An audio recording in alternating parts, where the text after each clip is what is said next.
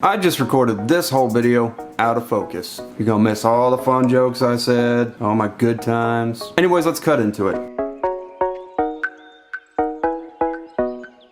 As I do with most fan videos, I'm gonna post a timestamp probably right here. That's gonna tell you where you can go if you don't want to listen to anything about the fans, but would rather just see the fans and their effects and in motion and in action. At the end of this video, which is why it looks so long, there's gonna be a section that's dedicated to just showing you the fans. If you don't want to hear me talk, I totally don't blame you. Just skip to the end and watch those fans.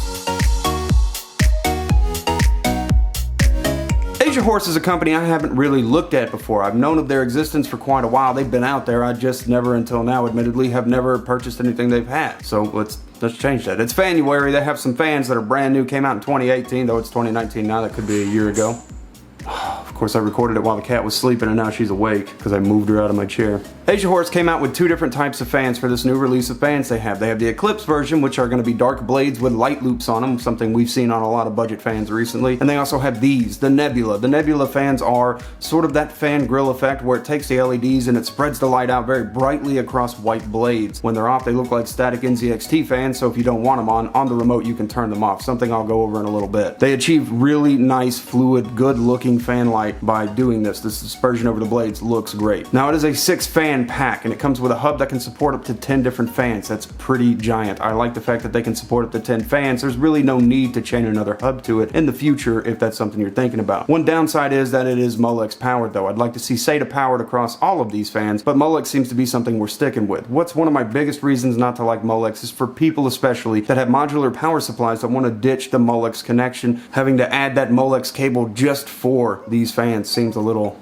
unfortunate. I'm gonna make sure I'm still in focus. This is a 6-pack and not a 5-pack, as a lot of these mid-towers come with the ability to put 3 fans in the front, 3 fans on top, and 1 in the back. So if you buy a 5-pack, you're lost on a fan somewhere. There she is.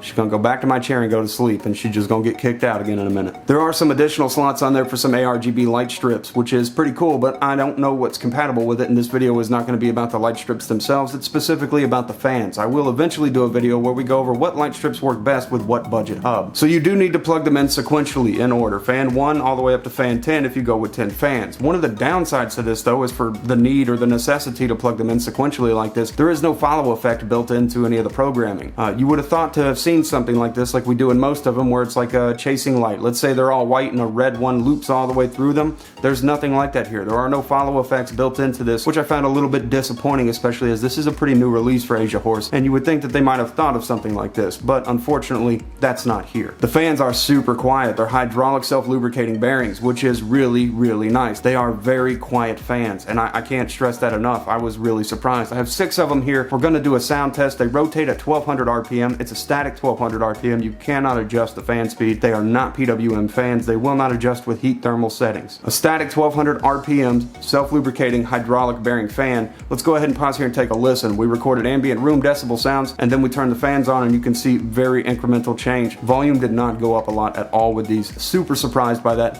Really enjoy it.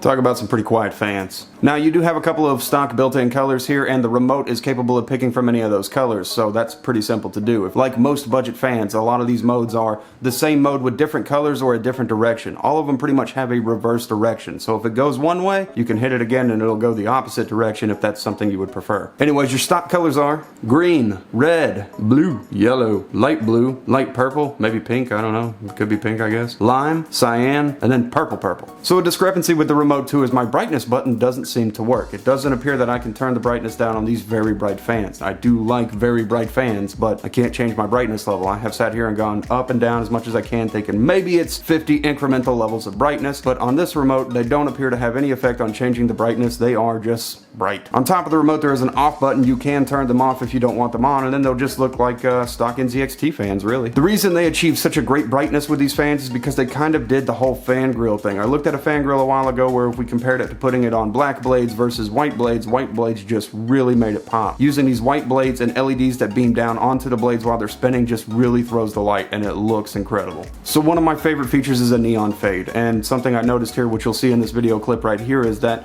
there's a break in it. For about a millisecond, they flash off and flash back on as they're making the transition to the next color. This is a fallacy. Should not have happened. Probably should have been caught by quality control. A minor thing, but that's one of my favorite effects, and it's one of my favorite effects that isn't right on this fan. Despite these small shortcomings, it's clear to me that I'm going to be replacing those Corsair SP120s because I can't stand how loud those are. Those things are obnoxious. They don't have a whole lot of features, not a whole lot you can do with them. They're also not PWM fans, so I might as well go with something that spins a little quieter, spins a little faster, and looks a lot brighter. And that's what I want to do. So I'll be replacing the ones in this tower back over here with these AsiaHorse fans. Anyways, I definitely think it's a pretty good deal. I would hope that the small issues that I'm having with it are corrected or looked at in the future. I know they're new fans and they'll probably be fixing things and taking feedback, so we can hope to see something a little more on target than what we have right now. And especially for the price, it's really hard to argue. If you're interested in checking them out, I'm going to post a link to them down below. Happy Fanuary. I'll see you in the next video I do. You guys have a great day, night, whatever it is. Bye.